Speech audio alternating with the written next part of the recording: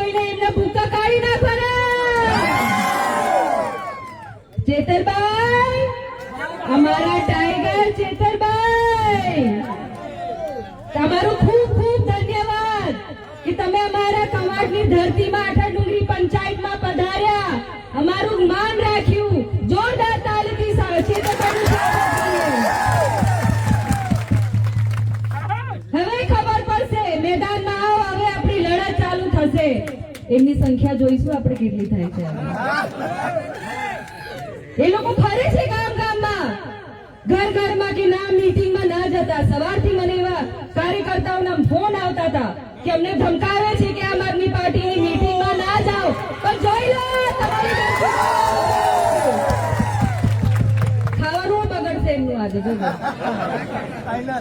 સાચી વાત, આપણે ખાવા પીવા માટે લાલચુ નથી।